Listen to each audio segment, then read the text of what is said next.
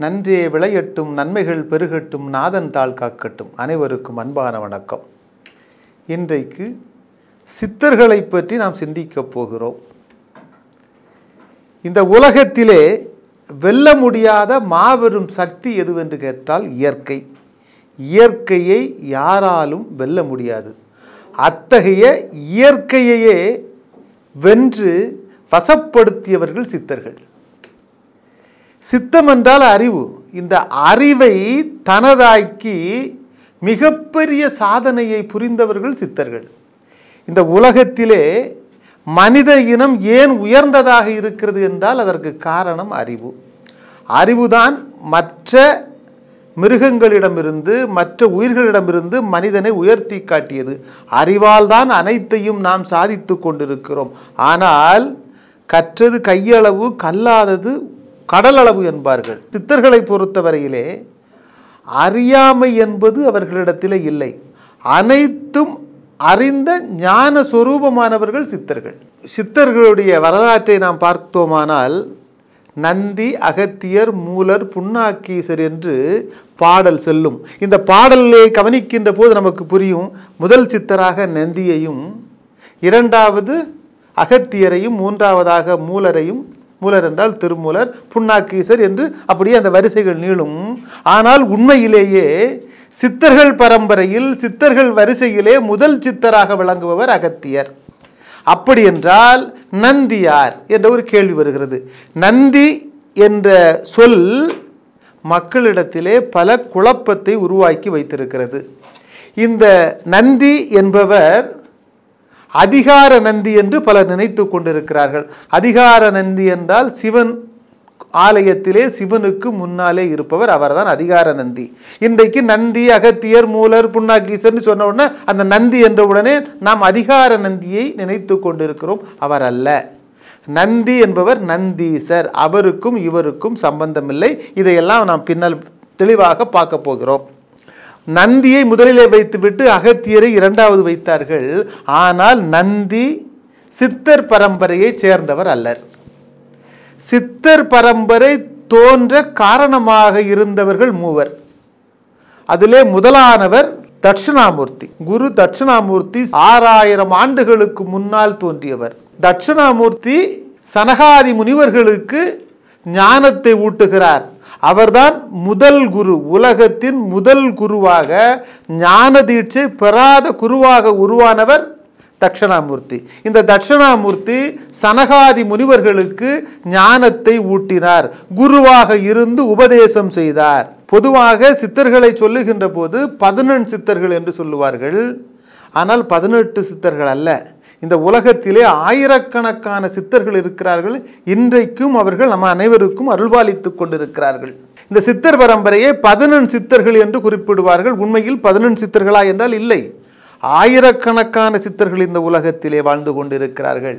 இன்றைக்கும் அவர்கள் அருள்பாலித்து கொண்டிருக்கிறார்கள்.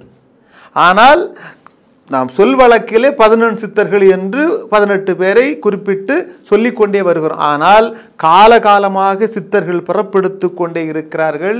இந்த உலகத்தை நல்வழிப்படுத்தி கொண்டே இருக்கிறார்கள். அந்த சித்தர்களுடைய தத்துவத்தை நாம் பார்க்க போகிறோம். இந்த சித்தர்கள் அருள் நமக்கு கிடைக்க நாம் என்ன செய்ய வேண்டும்? அதற்கான தகுதியை நாம் வளர்த்து கொள்ள வேண்டும். உண்மை, நேர்மை, இது இரண்டும் நம்ம இடத்துல இருக்க வேண்டும். அன்பு இருக்க வேண்டும். சுயநலம் இல்லாத தன்மை இருக்க வேண்டும்.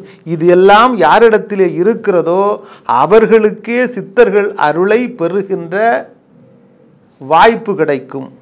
நாம் கடைக்கு செல்கின்றோம், 1 லிட்டர் பால் வாங்க செல்கிறோம் என்றால் 1 லிட்டர் பால் பிடிப்பதற்கான பாத்திரத்தை எடுத்துக்கொண்டு செல்ல வேண்டும். 1/2 லிட்டர் பாத்திரத்தை எடுத்துக்கொண்டு 1 லிட்டரை கொடுங்கள் என்றால் என்ன ஆகும்?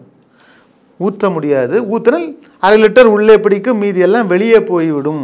ஏனென்றால் சித்தர்கள் அருள் நமக்கு அதுபோல கிடைக்க வேண்டும் என்றால் நாம் அதை ஏற்றுக்கொள்கின்ற தகுதியை வளர்த்து கொள்ள வேண்டும். அவர்களுடைய பேரருளை பெறுகின்ற பாத்திரமாக நாம் மாற வேண்டும். அதற்கு நம் நிலையை மாற்றிக்கொள்ள வேண்டும். அதற்கு சித்தர்கள் அருள் செய்வார்கள். இந்த சித்தர் பரம்பரையின் முன்னோடிகளாக மூவரை சொன்னோம். ஒருவர் தட்சிணாமூர்த்தி, இன்னொருவர் நந்தி, இன்னொருவர் சுப்பிரமணியர். இந்த மூவரிலே முதலானவர் தட்சிணாமூர்த்தி. இந்த தட்சிணாமூர்த்தி சிவபெருமானுடைய அம்சம், தென்முக கடவுள். சமஸ்கிருதத்திலே தட்சணம் என்றால் தெற்கு திசை என்று அர்த்தம். எனவே தென் திசை பார்த்து அமர்ந்ததால் அவருக்கு தட்சிணாமூர்த்தி என்று பெயர் வந்தது. இந்த தட்சிணாமூர்த்தி கல்லால மரத்தடியில் அமர்ந்து குரு உபதேசம் செய்தார். 8 பேர் அவரிடத்திலே உபதேசம் பெற்றார்கள். அந்த 8 பேர் யார் என்றால் சனகர், சனாதனர், சனந்தனர், சனத்குமாரர், சிவயோகமுனி, பதஞ்சலி, வியாக்கிரமபாதர், திருமூலர். இந்த வரிசையிலே 8ஆவதாக இருப்பவர் திருமூலர். பொதுவாக தட்சிணாமூர்த்தி 4 சீடர்களுக்கு உபதேசம் செய்த திருக்கோலத்தில் தான் காட்சி தருவார். ஆனால் உசிலம்பட்டியில் உள்ள திடியன் கைலாசநாதர் கோவிலில் 14 சீடர்களுடன் காட்சி தருகிறார். அந்த 14 பேர் அங்கீரசர், அத்ரி, காசியபர், பிருகு, கௌதமர், பரத்வாஜர், விஸ்வாமித்திரர், புலஸ்தியர், மாரீசி, சமத்கனி, வசிஷ்டர், பார்கவர், மார்க்கண்டேயர், நாரதர். இந்த 2 பட்டியலையும் நீங்கள் பார்த்தால் ஒரு உண்மை புலப்படும். இந்த 14 சீடர்களும் வேறு, ஏற்கனவே சொன்ன அந்த 8 சீடர்களும் வேறு. இப்படி தட்சிணாமூர்த்தி பலருக்கு ஞானோபதேசம் செய்து கொண்டிருக்கிறார். இன்றைக்கு நாமும் அவரை வணங்கினால் நமக்கும் அவர் ஞானத்தை தருபவராக விளங்குகிறார்.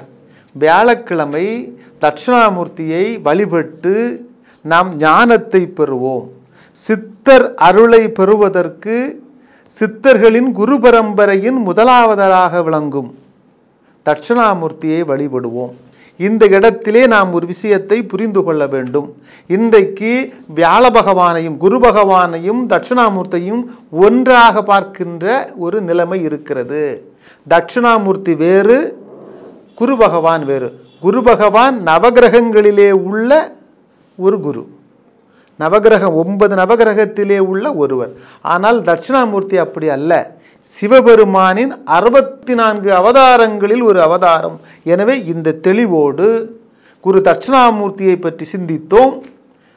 மீண்டும் 2வது குரு பரம்பரையின் 2வது குருவாக விளங்கிய நந்தீசரை பற்றி சிந்திப்போம். நன்றி, வணக்கம்.